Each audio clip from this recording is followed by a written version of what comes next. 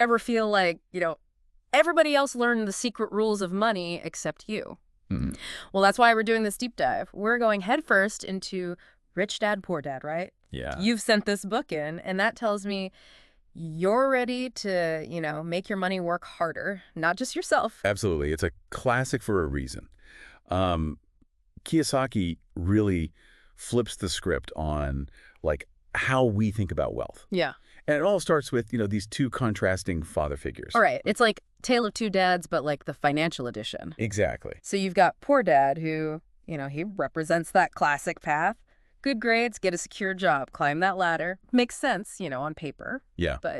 But Kiyosaki argues it leads to what he calls the rat race. So you're working harder and harder just to kind of stay afloat. Like imagine, that image of being on a treadmill. yeah. You're running, you're exhausted. Yeah. But you're not actually getting anywhere financially. Right. That's the trap he wants us to avoid. Yeah. And that's where Rich Dad kind of swoops in with this completely different perspective, right? Totally. He's all about, financial literacy, taking risks, and like building assets that actually generate income, not just a paycheck. Yeah, it's like, to use one of Kiyosaki's favorite analogies, it's like building that pipeline. Okay. Instead of hauling buckets of water, one is, trading your time for money.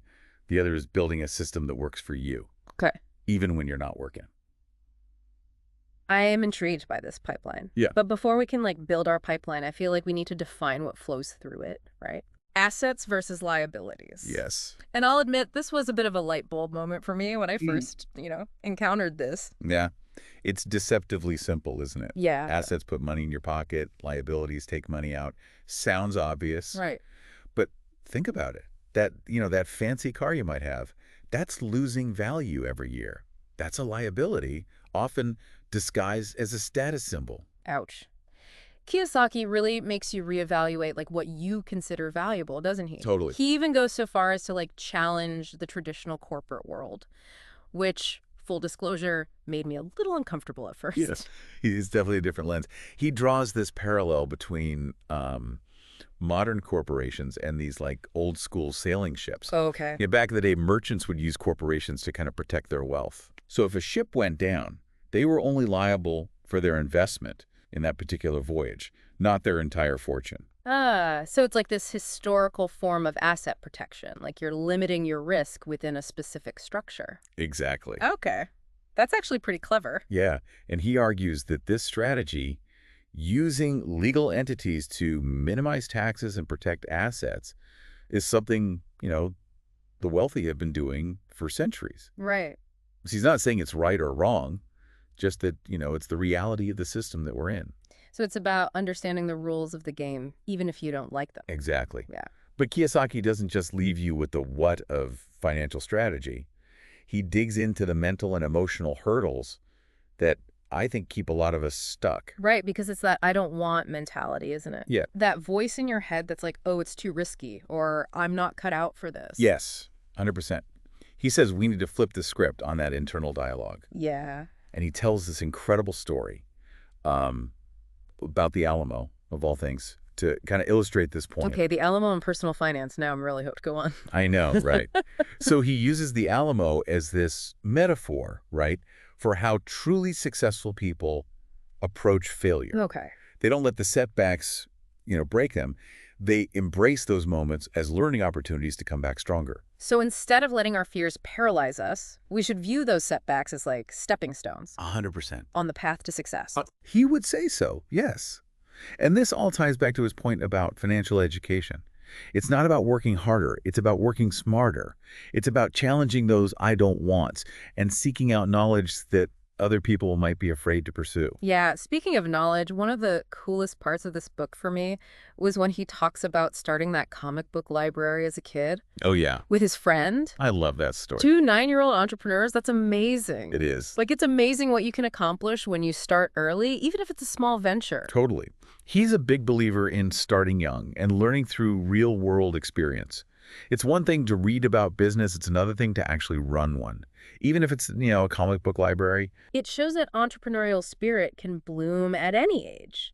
But he also warns against, the allure of money as the ultimate solution to everything. Totally. Yeah. There's this cautionary tale he tells about, these super rich businessmen from 1923. Oh, right. Yeah. And many of them ended up bankrupt or miserable or worse. Mm. It's this stark reminder that money itself isn't the key to happiness or fulfillment. Right. It's about aligning kind of your financial goals with your values and using those resources, hopefully, to create a life of meaning, a life of purpose. Exactly. And for Kiyosaki, that starts with understanding the different types of income. Yeah. And how to leverage them to your advantage. Okay. And he breaks it down into three main categories, right? Earned income, passive income, and portfolio income. So earned income, that's the most familiar to us, right? It is. It's like the paycheck Yeah. that you get for your time, your effort. Important, of course. Limited. Yeah. Right. Yeah. You're trading your hours for dollars, and there are only so many hours in a day. Right. Passive income, on the other hand, that's where it gets interesting. Yeah, passive income is that's when your money is working for you. While you sleep, ideally. Precisely. Think rental properties, royalties, businesses that generate income without requiring your constant attention. Right. It's about building systems that deliver consistent cash flow, even if you're not actively involved in the day-to-day. That does sound like the dream. Right. But it's not just about making money, it's about being smart with it too. Yes. Which is where portfolio income comes in. Exactly. Yeah. And this is where Kiyosaki's philosophy of financial literacy really takes center stage. It's about understanding how to make your money work harder for you by investing in assets like, stocks and bonds, other vehicles that have the potential to grow over time. But it requires knowledge. Right. It requires education. He's all about becoming a savvy investor, not just someone who blindly throws money at something and hopes for the best. Exactly. He would wholeheartedly agree with that. It's about, understanding the fundamentals, Yeah. analyzing opportunities, managing risk, and making informed decisions that align with your financial goals. This is where Rich Dad's lessons really kick in. So it's about moving from that employee mindset to an investor mindset. It's a fundamental shift, in how you approach, building wealth. And this is where his concept of the cash flow quadrant comes in. It's like a roadmap to understanding the different paths to financial freedom. Right, because he breaks it down into those 4 quadrants, right? Employee, self-employed, business owner, and investor. I feel like we've all probably, spent at least some time in that employee quadrant, working for someone else, trading time for money. It's the most common starting point, for sure.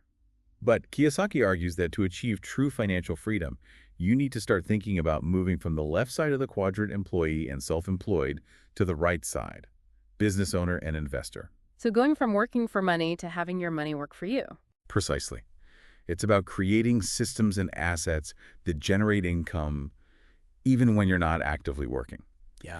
That's the power of that B&I quadrant. Right. It's like building that pipeline instead of hauling those buckets, to bring back that analogy. Yes. But I imagine transitioning between those quadrants, takes time, effort, probably a good deal of courage.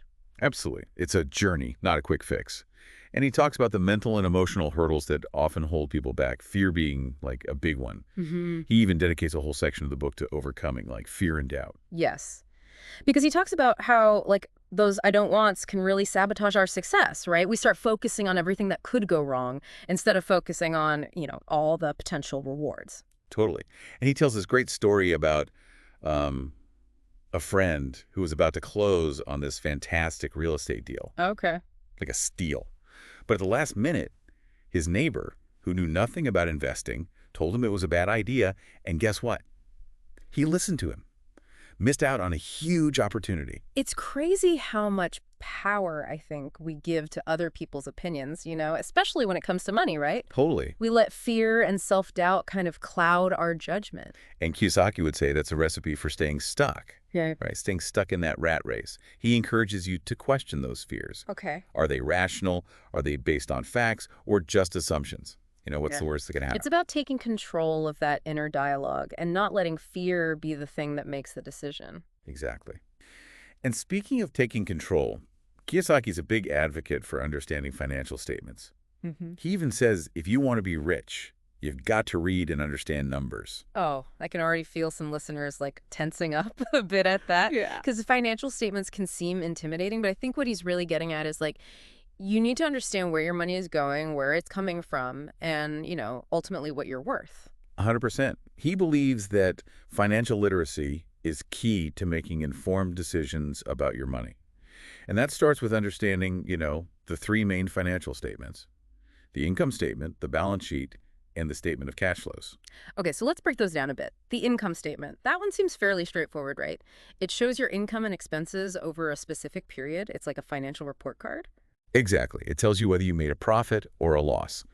Then you've got the balance sheet, and the balance sheet is like a snapshot of your financial health at a specific point in time. Yeah. It lists your assets, what you own, and your liabilities, what you owe. The difference between the two is your net worth. This is like a personal inventory of like your financial standing. Yes. And then finally, we have the statement of cash flows. Yeah. This one always seemed a bit more mysterious. This one can be a little trickier, yeah. It essentially tracks the movement of cash. Where's it coming from? Where's it going? Okay. It breaks it down into three main categories, usually: operating activities, investing activities, and financing activities. Okay, so it's like a detailed map of your cash flow, basically.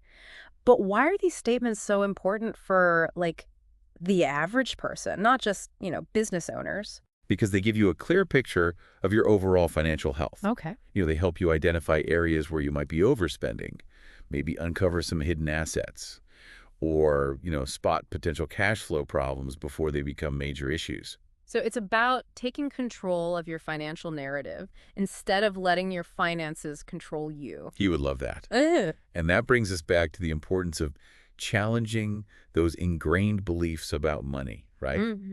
Those rich dad versus poor dad mindsets. Because it's so easy, I think, to fall into that trap of thinking, oh, I'm not good with money, or investing is too risky. Yeah. But Kiyosaki would say those are just limiting beliefs, that are holding you back. Precisely. He would encourage you to question those beliefs, to educate yourself, and to start taking small steps outside of your comfort zone. Right, like that story he tells about overcoming his fear of public speaking. Oh, yeah? He knew it was holding him back in his business, so he forced himself to, join Toastmasters. It's a great example. It's about identifying those areas where fear might be holding you back. Yeah. And then taking action to overcome those fears. It's about, being brave enough to step outside that comfort zone and embrace that possibility of failure as a learning opportunity. 100%, he would agree with that. Now, one of the things that often comes up when we talk about, financial freedom is real estate investing. It's a topic Kiyosaki is very passionate about. Yeah, it's a big part of his own wealth building strategy, right? It's huge. He talks a lot about the power of leveraging debt to acquire assets, that produce income. Yeah. Right.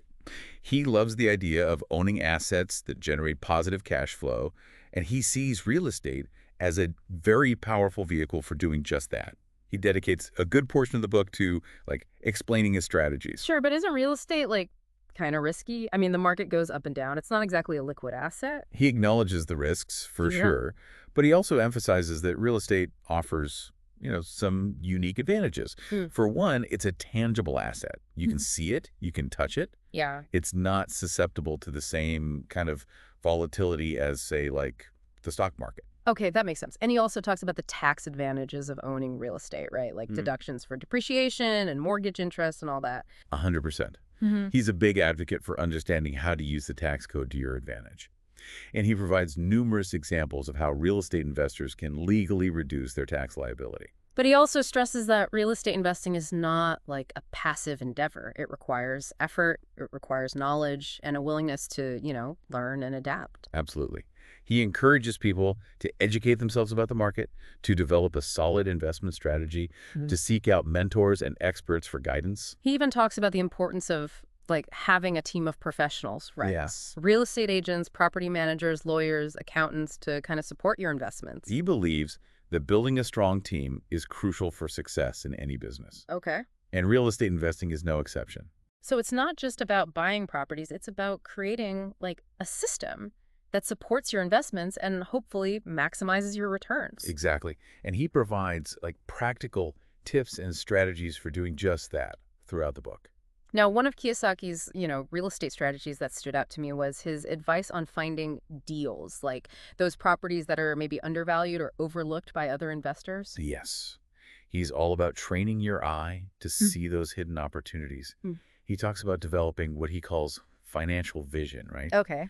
It's the ability to see with your mind what other people miss with their eyes. It's like that saying, one man's trash is another man's treasure. But in this case, it's one investor's overlooked property is another investor's gold mine.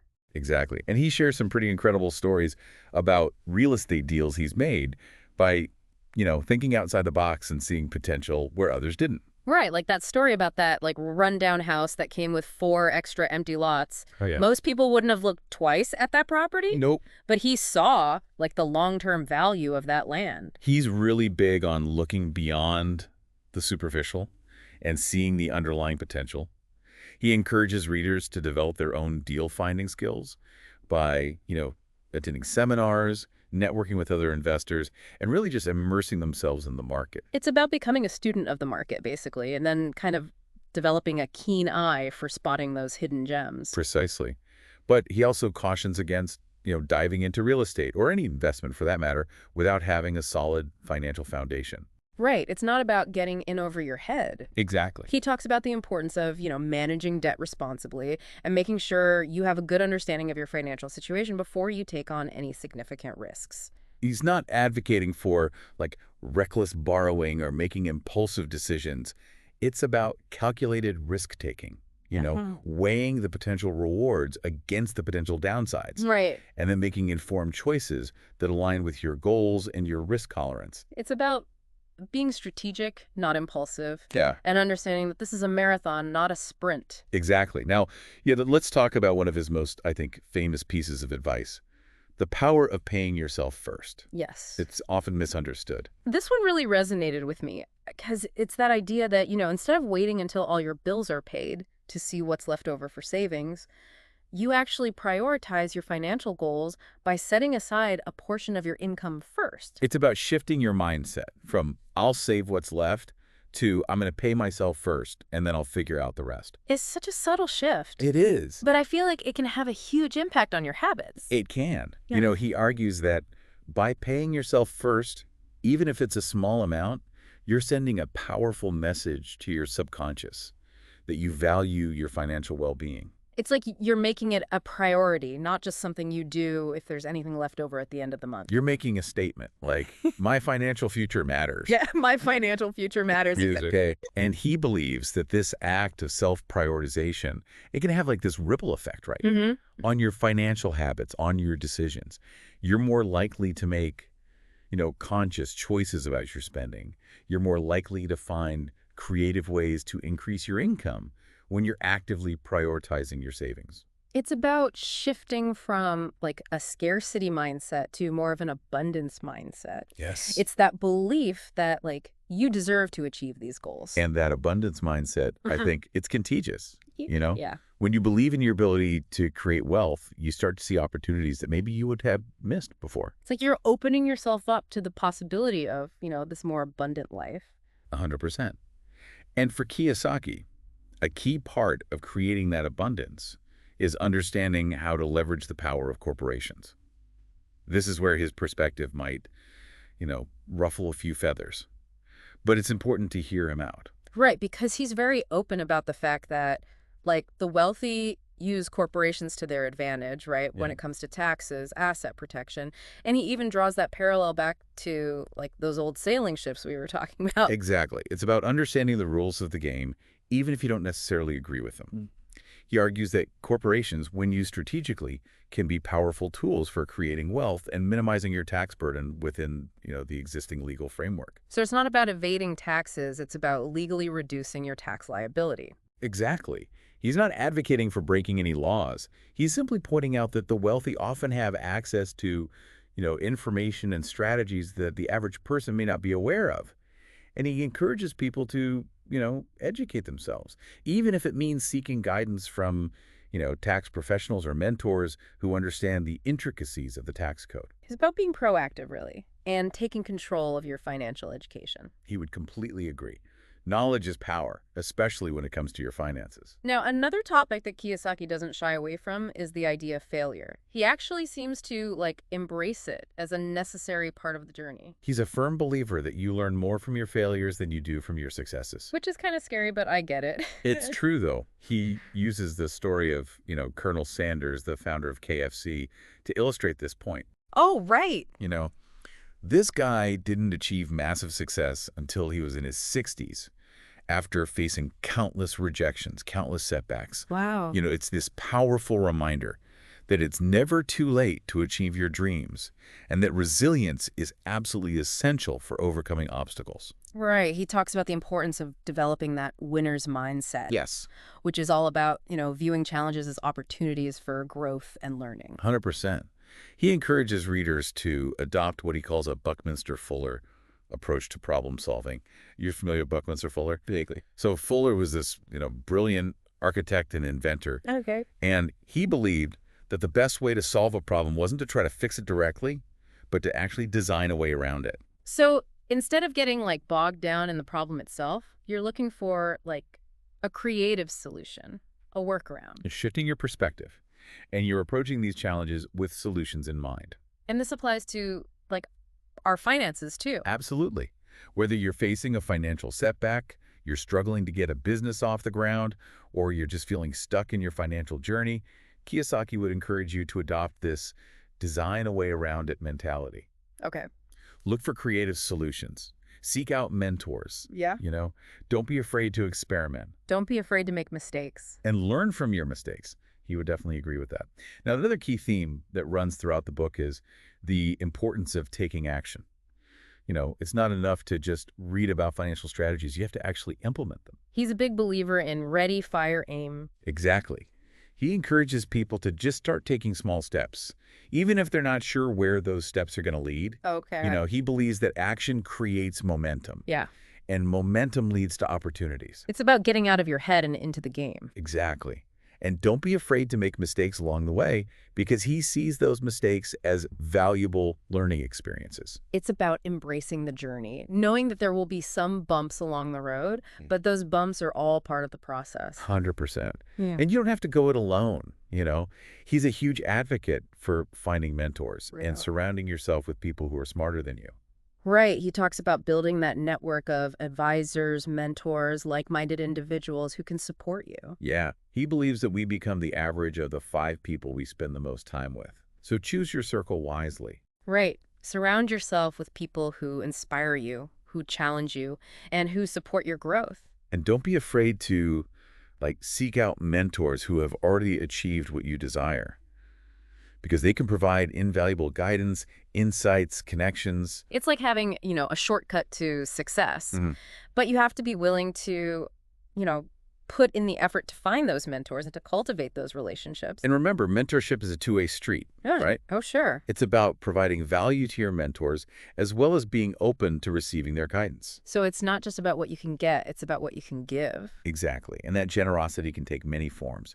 Your time, your skills, your connections, even just your willingness to listen and to learn. Yeah, that's a really powerful message. And it kind of ties back to his belief that generosity is a key ingredient in success. Yeah, it's about creating a cycle of abundance, isn't it? Yeah. You give generously, and that generosity comes back to you, often in ways you couldn't even expect. Right. And it's not just about money, it's about sharing your time, your knowledge, your resources, just making a positive impact on the world around you. And he really believes that, having that financial freedom gives you the power to make that impact. Yeah.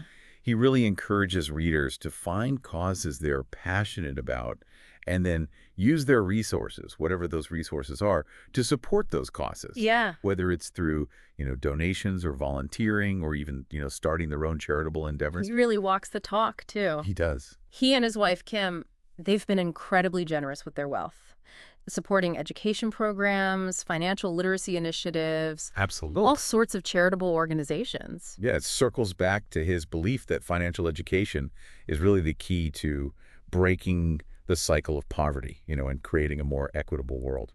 Now, one question that I think often comes up when we talk about Rich Dad, Poor Dad is that, some people criticize his advice. They say it's overly simplistic or even dangerous in some cases. What do you say to those criticisms? Well, it's true. His writing style is very straightforward. Yeah. It's almost like, he's talking directly to you, Yeah. which I think is part of what makes it so engaging, but some people might interpret that simplicity, Yeah. as maybe a lack of depth, which isn't entirely accurate. Right. Because there are those who say, his real estate strategies are outdated or that he's, too reliant on debt.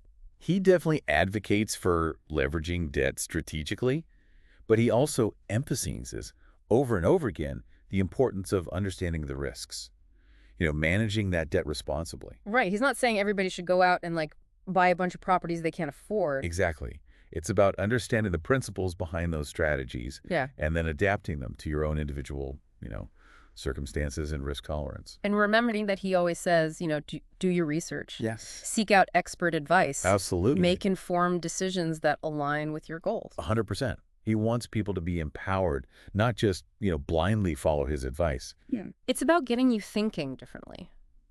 About money specifically, challenging your assumptions and ultimately taking control, right? Yes. Of your financial future. That's why I think, Rich Dad, Poor Dad continues to resonate with so many readers worldwide. Yeah.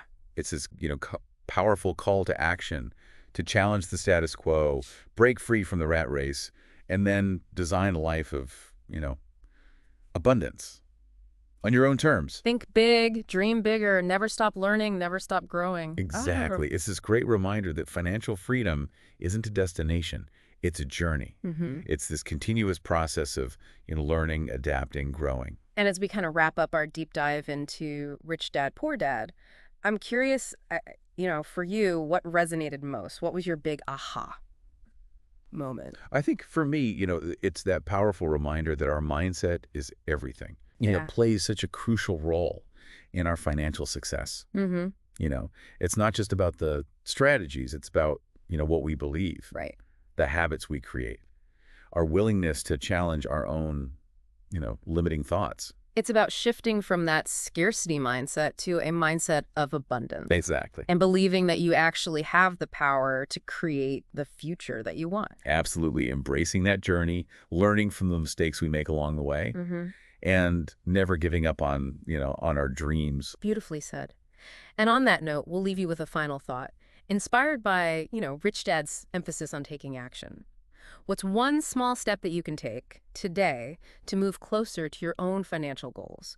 Maybe it's setting up that automatic savings plan, or finally reading that book on investing that's been on your nightstand, or even just, scheduling a conversation with a financial advisor. Remember, even the small steps, when taken consistently, can lead to incredible results over time. So take that first step. Start building the financial future that you deserve. That's a wrap on our deep dive into Rich Dad, Poor Dad. Until next time, keep learning, keep growing, and keep striving for that life of abundance. We'll see you in the next episode.